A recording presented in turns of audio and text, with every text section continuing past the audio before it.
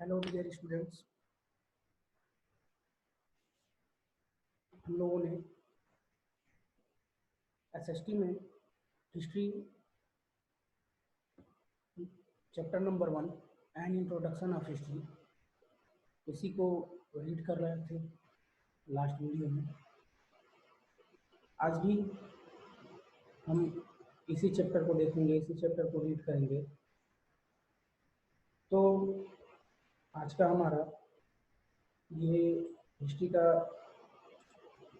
तीसरा वीडियो रहेगा। जो लास्ट वीडियो हम लोगों का बना था उसमें हम लोगों ने जो एज था, जो एक अवधि थी, उसके बारे में पढ़ा था। अब आगे उसी को रीड करते हैं। तो अगला जो एज है, अगला जो काल है या अवधि है, वो है आयरन एज। आयरन एज मतलब लौह युग। देखिए रीड करते हैं। The present age in which we live is known as the iron age. वर्तमान समय जिसमें हम लोग रह रहे हैं वही आयरन एज यानी लौह युग के नाम से जाना जाता है। The start of this age is placed around 3000 years ago. इसका जो प्रारंभ हुआ था वो लगभग 3000 वर्षों पहले हुआ था। The pioneers is in the use of iron were said to be the Hittites who lived along the shore of the Black Sea।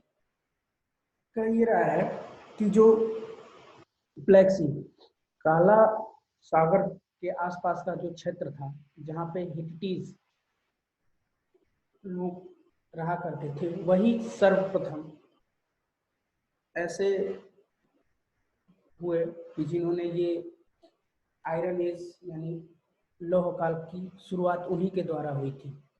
और ये लगभग 14वीं शताब्दी के आसपास हिटिटीज ने काला सागर के क्षेत्र के आसपास शुरुआत किया था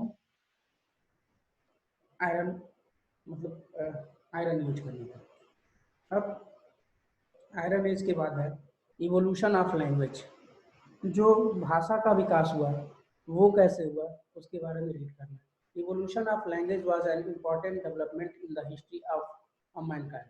कह ये रहा है इतिहास में जो लैंग्वेज, जो भाषा का उदय रहा है, वो भी एक महत्वपूर्ण डेवलपमेंट, महत्वपूर्ण विकास रहा है। It has played a very important role in changing the savage man to the civilised man. कह ये रहा है भाषा के विकास के साथ ही जो एक मनुष्य का रहने का तरीका था, रहन सहन था, वो पूरी तरह से क्या हो गया, परिवर्तित हो गया पहले की अपेक्षा। Written language is the bridge between the past and the present. Written language जो भी लिखा रहता था, हैंड रिटन, रिटन लैंग्वेज जो भी रहता था, जो भी लिखा रहता था, वो एक तरह से सेतु का काम किया पास्ट मतलब और प्रेजेंट के बीच में। क्या ये रहा है भूतकाल और वर्तमान काल के बीच में जो रिटन लैंग्वेज था वो एक सेतु का, एक माध्यम का कार्य किया डेवलपमेंट में। The first step in the development of language were picture writing. जो पहला स्टेप था वो था पिक्चर राइटिंग। लोग पिक्चर बनाते थे। Later it was development in ideograph in which a whole idea was express by means of picture. उसके बाद धीरे धीरे डेवलपमेंट हुआ। तो जो भी लोगों के दिमाग में जो भी बातें होती थी या जो भी आइडिया होते थे डेवलपमेंट के बारे में, उसको वो लोग पिक्चर यानी चित्र के माध्यम से दिखाने लगे।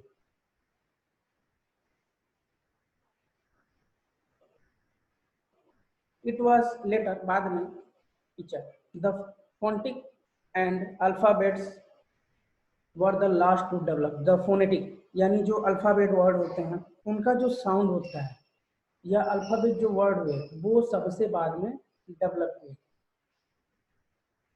अब देखिए ये तो इवोल्यूशन ऑफ लैंग्वेज था कि भाषा का विकास कैसे हुआ, भाषा के विकास कैसे, जैसे पहले लोग जो रिटन लैंग्वेज आया वो एक तरह से वर्तमान और भविष्य के बीच में एक सेतु का काम किया। उसके बाद धीरे धीरे लोग चलचित्रों के माध्यम से समझने लगे, धीरे धीरे लोगों को आइडिया आने लगा। उसके बाद धीरे धीरे लोग यहाँ पे अल्फाबेट में आते हैं, अल्फाबेट लैंग्वेज भी धीरे धीरे समझने लगे। अब देखिए पीरियड्स ऑफ रिकॉर्डेड हिस्ट्री। जो भी इतिहास रहा है उसकी अवधि के बारे में, उसका अवधि कहाँ से कहाँ तक, कब से कब तक रहा है, वही बताता है। The period of for which records are available can broadly be divided into 3 parts, 3 भागों में बांटा गया है। Ancient history, medieval history and modern. Ancient मतलब प्राचीन इतिहास, मेडिवल मतलब मध्यकालीन इतिहास, और मॉडर्न मतलब आधुनिक इतिहास। It should, however, be noted that the time frame of these periods are different for different places। कहा ये रहा है कि जो भी ये काल हुए, ये हर जगह पे क्या हो गया, धीरे धीरे ये इनमें कुछ ना कुछ क्या हो गया, परिवर्तन आता रहा। As far as the Indian Indian history is concern, जैसा कि भारतीय इतिहास में बताया गया है, the ancient period started from the Harappa culture. जो प्राचीन भारतीय इतिहास रहा है वो हड़प्पा सभ्यता से स्टार्ट हुआ and extended up to the region of emperor Harsh. और कहाँ तक, अब तक प्राचीन इतिहास राजा हर्ष के कार्यकाल तक रहा। हड़प्पा सभ्यता से स्टार्ट होकर राजा हर्ष के कार्यकाल तक एंशियंट पीरियड रहा, प्राचीन इतिहास रहा। The medieval period is to taken from the Arab conquest of Sindh and extend up to the fall of Mughal empire.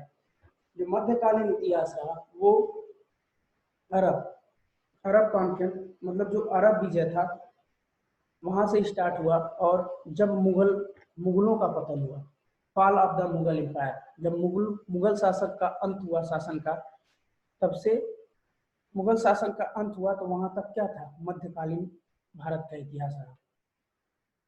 And the modern period follows thereafter, और आधुनिक भारत का इतिहास वही मुगल एम्पायर के बाद से आधुनिक भारत का इतिहास प्रारंभ हो गया। So there is no solid base for the classification of this period. कोई भी ऐसा सॉलिड बेस नहीं है, आधार नहीं है जिसके उस पर इसका वर्गीकरण किया जाए।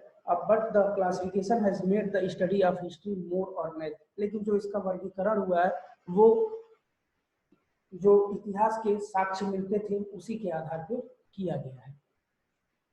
अब देखिए relation between geography and history.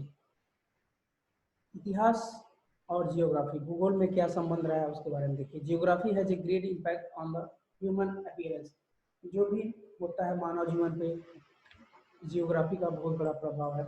Action and social development, जो भी कार्य होते थे या जो भी डेवलपमेंट सामाजिक जो गतिविधियां होती थी।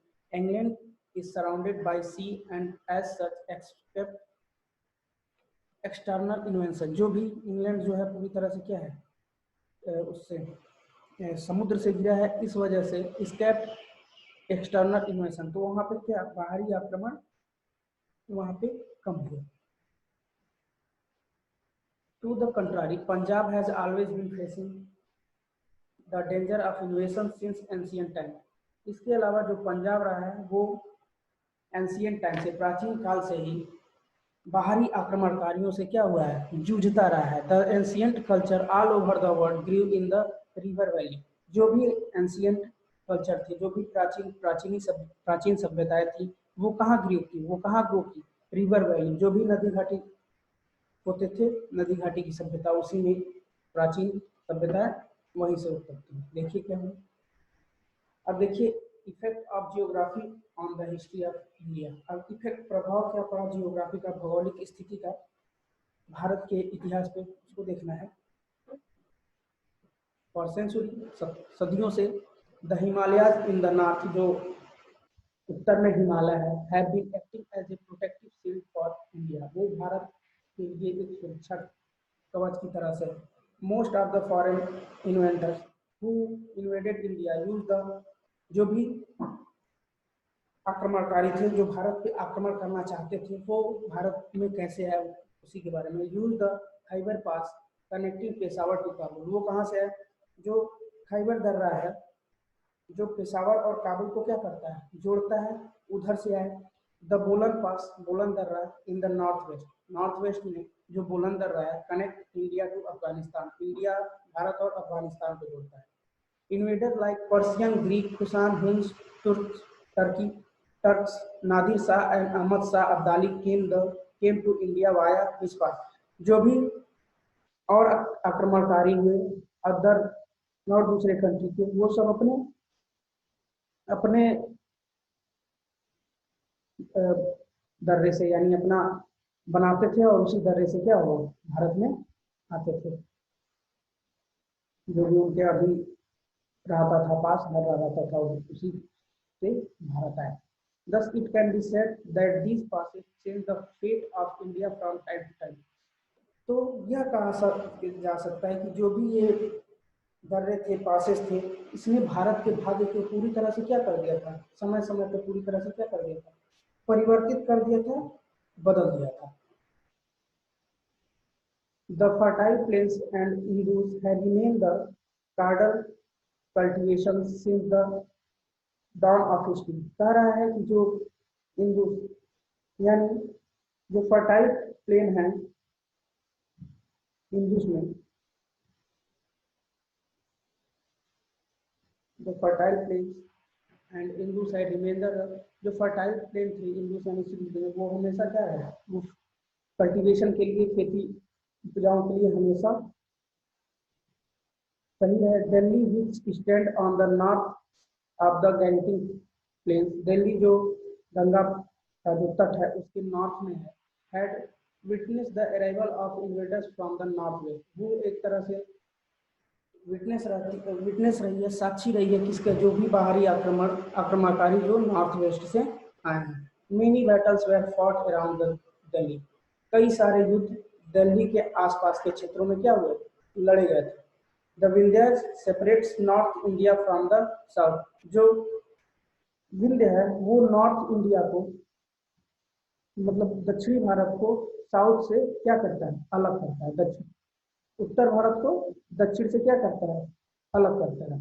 Therefore, South India remain under the influence of Dravidian culture। इस वजह से जो साउथ इंडिया है, दक्षिण भारत है, वो एक तरह से जो दक्षिणी सभ्यता रहा है उसी को हमेशा क्या करता रहता है, इन्फ्लुएंस करता रहता है, बढ़ावा देता रहता है।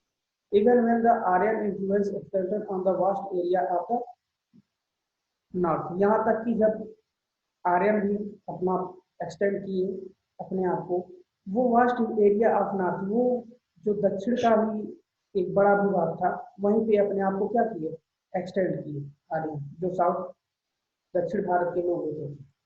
The geographic varieties found in India are tremendous, जो भी भौगोलिक स्थितियां भारत में पाई जाती हैं वो वाकई में क्या होती है, बहुत ट्रिमेंडस होती है, शानदार होती है। There are fertile valley and arid, यहाँ पे काफी भूभाग होता है, फर्टाइल उपजाऊ भूभाग होता है, और इसके अलावा रेगिस्तानी भूभाग भी मिलता है भारत में। देयर आर स्नो कवर्ड, बर्फ से ढकी हुई पहाड़ियां भी मिलती हैं, एंड रीजन ऑफ स्कोचिंग हीट, और कुछ ऐसा भी समय आता है जब क्या होता है, स्कॉचिंग हीट, उस समय गर्मी काफी तेज होता है।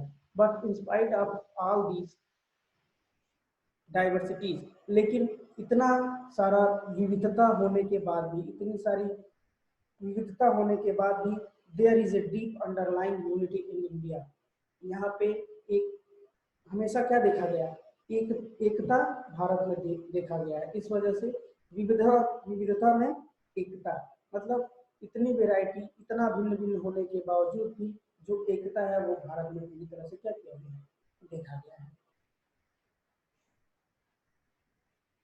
तो आज के लिए इतना ही, इसको आप लोग रीड करिएगा, समझने की कोशिश करिएगा। नेक्स्ट टॉपिक है सोर्सेज ऑफ हिस्ट्री, इतिहास के स्रोत। इसको नेक्स्ट वीडियो में आप लोगों को पढ़ाया जाएगा, समझाया जाएगा। आज के लिए बस इतना ही, धन्यवाद।